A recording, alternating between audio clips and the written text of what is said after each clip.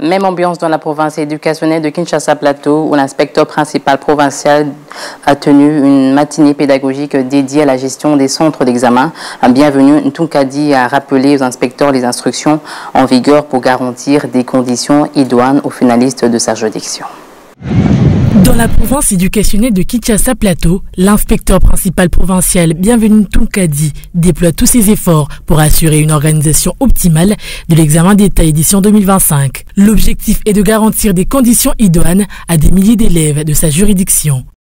Pour atteindre cet objectif, l'IPP Ntunkadi a réuni l'ensemble des inspecteurs lors d'une matinée pédagogique dédiée à la gestion des centres d'examen. Il a insisté sur l'importance pour chacun de ses collaborateurs de jouer pleinement son rôle alors que les premières évaluations sont prévues dans quelques jours.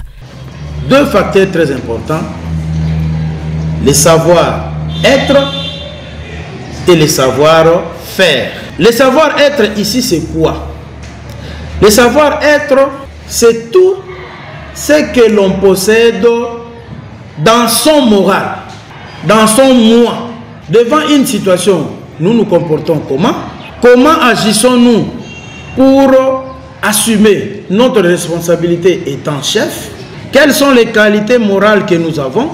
Qu'est-ce que nous possédons en nous du point de vue respect de soi? Et il y en a plusieurs d'autres. Et nous voyons l'aspect savoir-être et savoir-faire. Là, nous parlons l'aspect technique, c'est-à-dire l'aspect scientifique. Est-ce que les procédures, les instructions, les méthodes que nous avons apprises pour gérer un centre d'examen d'État, nous les mettons en pratique, nous les respectons? Le calendrier scolaire 2024-2025 annonce que les épreuves hors session de l'examen d'État se dérouleront du 2 au 15 juin prochain. Une organisation rigoureuse est donc primordiale pour assurer le bon déroulement de ces évaluations cruciales. Du côté de Kinshasa-Plateau, la mobilisation est totale pour que cette édition de l'examen d'État se déroule dans les meilleures conditions possibles sous le leadership de Bienvenu Ntunkadi. Direction le Congo central 2, les inspecteurs ont été également conviés à un atelier de remise à niveau sur quelques jours plus tôt du début des évaluations hors session des États édition 2025. Ces acteurs éducatifs ont été outillés sur la gestion d'un centre de passation de l'examen d'État. Regardez. À quelques jours du lancement hors session de l'examen d'État édition 2025, prévu le 2 juin prochain sur l'ensemble de la RDC, l'inspecteur principal provincial du Congo central 2, Madame Véronique Atanjo Onokoko, a tenu une réunion préparatoire ce mardi 27 mai dans la salle polyvalente de la sous-division de Mbanza-Ngungu 1 à Mbanza-Ngungu avec les inspecteurs de sa juridiction. L'objectif est de les remettre à niveau dans la gestion d'un centre de passation du hors session de l'examen d'État. Après son mot d'orientation, l'IPP a procédé au rappel de quelques engagements compris ses inspecteurs à l'issue de l'évaluation des activités scolaires de l'an 2024. La réunion technique d'aujourd'hui va nous permettre de remémorer des actes que nous posons une fois là. C'est une fois que nous gérons la hors-session, c'est une fois que nous allons gérer la session ordinaire, une fois là, nous gérons la faible et Tinassos. Alors, pour éviter qu'on se trompe, parce que nos erreurs sont fatales pour les enfants, nous devons nous retrouver à la veille de ces évaluations. Pour sa part, le directeur provincial éducationnel du Congo central 2 a invité les inspecteurs à travailler dans la collaboration et à la lutte contre la corruption. Nous y sommes arrivés parce que chacun de nous, chacun de vous a fait sa part de responsabilité, a mis du paquet dans ce qu'il a eu à faire. Je voudrais que ce même élan d'abnégation et de sacrifice ponctue le reste du travail afin de garantir un déroulement de la haute session sans faille. Par ailleurs, cet entretien a été marqué par le partage des instructions à suivre pendant ces épreuves certificatives, la remise des pochettes aux inspecteurs ainsi que le contrôle des contenus de ces pochettes. C'est là, après des échanges d'éclaircissements avec l'IPP sur la passation. L'heure de vérité approche donc pour les finalistes qui affronteront dès ce lundi 2 juin les épreuves hors session de l'examen d'État, notamment la dissertation. Entre stress pour certains et confiance inébranlable pour d'autres, à l'Institut Lagombe 1 où nos reporters se sont rendus, la pression monte mais la détermination reste intacte. À l'Institut de Lagombe 1, l'atmosphère est studieuse. Les finalistes s'activent dans une dernière ligne droite marquée par des révisions ciblées et des échanges d'idées. Tous se préparent pour les épreuves hors session avec une attention particulière pour la dissertation. Il y a ce qu'on appelle sujet dialectique, ce qu'on appelle sujet thématique. Il y a aussi des sujets analytiques et des sujets comparatifs. Pour Dieudonné Tamboué, professeur de français en terminale, cette épreuve est capitale. Elle exige rigueur, méthode et clarté d'analyse. Elle permet de jauger non seulement les connaissances, mais aussi la capacité de structuration de la pensée. En ce qui concerne la dissertation, c'est juste un développement, une argumentation, soit simplement une rédaction.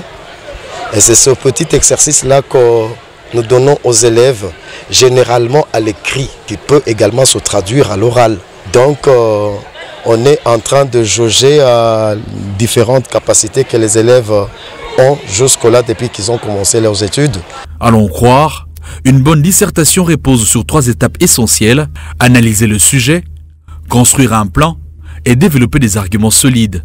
Yes, la dissertation, c'est que les élèves présentent une introduction, ils vont développer et finalement ils doivent conclure. Donc il y a 3 grandes parties, mais à chaque partie, si je peux déjà dire qu'à chaque partie il y a des étapes à respecter. Et là je tiens à dire déjà qu'à l'introduction, nous n'avons pas tellement question de lignes, mais nous avons question d'étapes à accomplir. Côté élèves, l'ambiance est plutôt confiante. Forts d'un accompagnement constant depuis plusieurs mois, ils affinent leur technique. Cette dernière séance de révision leur permet de combler les petites failles et de renforcer leur assurance. Nous avons commencé les préparatifs de dissertation depuis la 5e avec notre professeur si présent Dieudonné Tamboué, qui nous a instruits et inculqué des matières pertinentes qui vont nous permettre de passer valeureusement l'examen de dissertation qu'on aura le 2 juin. On a eu des formations adéquates et on pense bien le mettre en pratique. Donc selon nous, le pécuniaire dont vous parlez, on n'a pas vraiment besoin de l'utiliser parce qu'on croit en ce qu'on a, à cette formation qu'on a acquise et on va le mettre en pratique. À quelques jours du jour J, l'Institut de Lagombe 1 donne l'exemple d'un sérieux sans faille car au bout de l'effort, c'est joue l'avenir.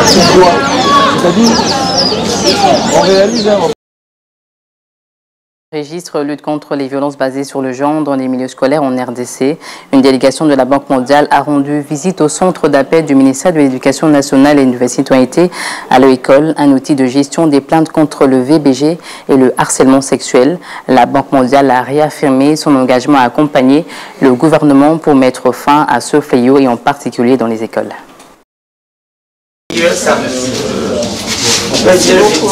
Elle est à Kinshasa, capitale de la République démocratique du Congo, pour un séjour d'une semaine. Edith Gibona, manager de relations extérieures et publiques au sein de la Banque mondiale pour la région d'Afrique australe et orientale, a effectué ce vendredi 23 mai 2025 une visite au centre d'appel du ministère de l'Éducation nationale et Nouvelle Citoyenneté. Allo École, installé dans le locaux de la direction de gestion de la communication de ce ministère. Serge Biona, directeur technique de la DGC, en charge de la gestion du centre, a conduit la visite.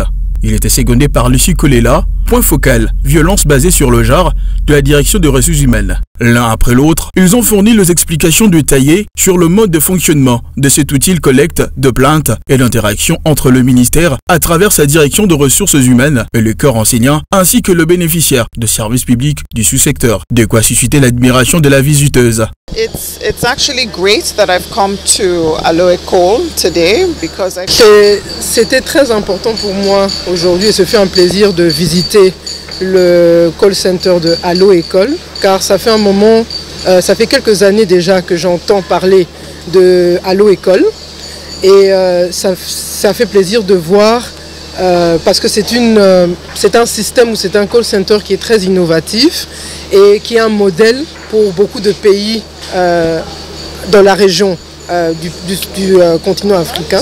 The various administrative responsibilities and citizens. Judith Jibona est également à Kinshasa pour une semaine de plaidoyer en faveur de l'engagement communautaire autour du projet Grand Inga. I am here this week because the country is preparing to engage. Je suis ici en mission cette semaine, c'est pour appuyer ou préparer le pays au projet Grand Inga.